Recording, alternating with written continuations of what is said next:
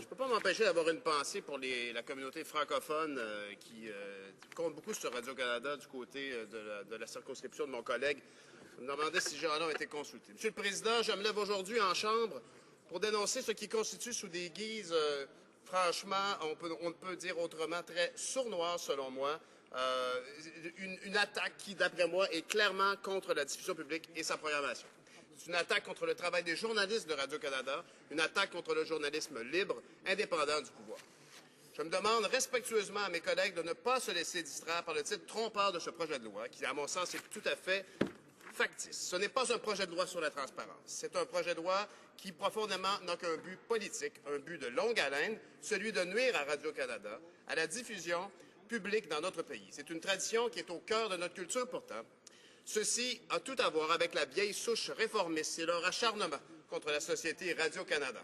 Ça a tout à voir avec la hargne contre la radio et la télé publique qui habitent et qui tourmentent pathologiquement, il faut le dire, quelques individus depuis 25 ou 30 ans. Ça a tout à voir avec cette obsession malsaine pour Radio-Canada qui gruge pourtant bien peu de gens comme moi je croise dans la rue. La réalité est qu'il n'y a personne dans cette Chambre qui n'aime pas, avouons-le, qui déteste la CBC et Radio-Canada autant que des gens de l'autre côté. On a envie de leur dire, mais revenez-en donc. Leur problème, cependant, c'est qu'ils doivent vivre une certaine solitude à mener cette petite croisade personnelle. Ils ne sont pas appuyés par les 78 % des Canadiens qui, selon un sondage d'Angus Reid, considèrent que CBC, Radio-Canada, réussit son mandat et que les 59 % d'entre nous qui souhaitent que son financement soit au moins maintenu ou encore augmenté. Notre collègue d'Edmonton-St. Albert s'affronte à une écrasante majorité de Canadiens qui s'opposent à la destruction de CBC Radio-Canada. Je dis donc à ce collègue qui est en train d'affûter sa hache, je dis donc à ce collègue qu'il est bien seul.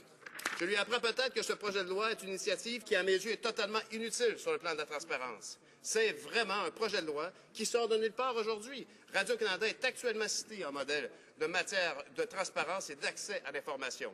En matière de transparence, ils ont reçu un A en 2012. C'est pas moi qui le dis, c'est la commissaire à l'information qui a classé Radio-Canada parmi les meilleurs organismes publics en matière de transparence. Un modèle à suivre, selon ce rapport. En ce moment, tout citoyen peut demander des informations internes de Radio-Canada pour connaître les dépenses dans divers domaines. Si jamais Radio-Canada refuse, ça arrive actuellement dans 4,2 % des cas, le citoyen peut s'adresser à la commissaire à l'information qui peut, et c'est logique, juger elle-même si les informations demandées se rapportent à certains domaines sensibles, par exemple le travail des journalistes qui doivent protéger leurs sources. Ça, c'est le système actuel. C'est un système d'exclusion basé sur la norme internationale en la matière qui confère à la commissaire à l'information le droit d'examiner l'information que Radio-Canada pourrait demander à protéger. C'est un système qui fonctionne, qui a été voté ici en 2006 et que nous avons appuyé d'ailleurs à ce moment-là, qui a été renforcé par la Cour fédérale et qui fait l'objet d'un consensus par tous les acteurs. La commissaire à l'information est satisfaite, Radio-Canada est satisfait, tout le monde l'est, sauf ceux qui débarquent comme ça sur le tard. On les soupçonne d'ailleurs en réalité de s'intéresser assez peu à l'enjeu réel de la transparence, selon moi, et qui trouvent ici une nouvelle brèche, une nouvelle occasion d'affaiblir la présence de Radio-Canada. Nous avons des raisons de craindre pour le travail des journalistes et la protection de leurs sources. Actuellement, Radio-Canada bénéficie d'une protection, une exclusion des informations relatives au journalisme, à la programmation et à la création. C'est d'ailleurs le même système qui existe pour les diffuseurs publics ailleurs dans le monde, en Irlande, en Australie et pour la BBC en Grande-Bretagne également. C'est un instrument de protection inspiré par la norme internationale et qui peut permettre à Radio-Canada de réaliser sa mission d'intérêt public en participant de façon concurrentielle à l'environnement médiatique, en toute transparence envers les contribuables.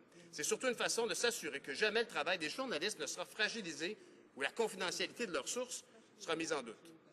C-461 propose de renier ce système élaboré par le Parlement et précisé par les tribunaux. Propose de transformer l'exclusion en exception, où la Société Radio-Canada devra démontrer que la divulgation risque vraisemblablement de nuire à son indépendance sur le plan de la programmation, de la création ou du journalisme. Il faut se poser la question ici. À qui profite ce projet de loi? Certainement pas aux citoyens quand on considère que la quasi-totalité des demandes d'accès à l'information faites à Radio-Canada proviennent de ses compétiteurs. C'est un projet de loi taillé sur mesure pour profiter aux concurrents de Radio-Canada. Des concurrents qu'on sait très proches du Parti conservateur. Assez pour qu'on passe aisément de la direction du bureau du premier ministre à la vice-présidence de la chaîne privée la plus hargneusement et démesurément critique de Radio-Canada. Il n'y a rien là qui tienne du hasard. Ce projet de loi, Monsieur le Président, cherche en réalité à mettre Radio-Canada à nu devant ses concurrents, en vue de son affaiblissement et son élimination à terme. Au chapitre de la protection des sources, et c'est plus grave encore, Radio-Canada va devoir présenter ses arguments pour expliquer pourquoi le travail de recherche journalistique, avec notamment les sources confidentielles qui permettent à ses employés de faire leur travail d'enquête, ne devrait pas être rendu public, alors que généralement, ça va de soi.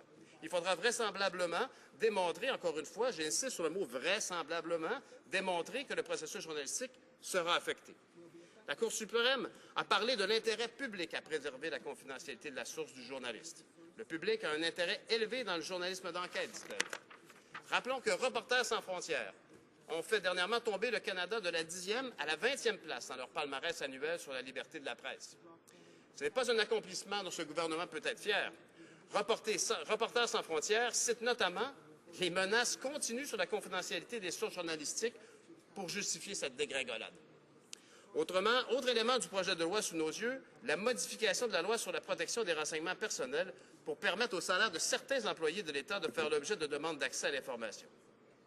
Ici aussi, il faut repérer l'anguille sous roche. Honnêtement, c'est plutôt une baleine sous la garnotte, là, parce que c'est frappant, en constatant que le vocabulaire du projet de loi semble taillé sur mesure pour s'arrimer à la fascination inassouvie qu'éprouve notre collègue, justement, comme il l'a dit tout à l'heure, pour certaines personnalités de la CBC.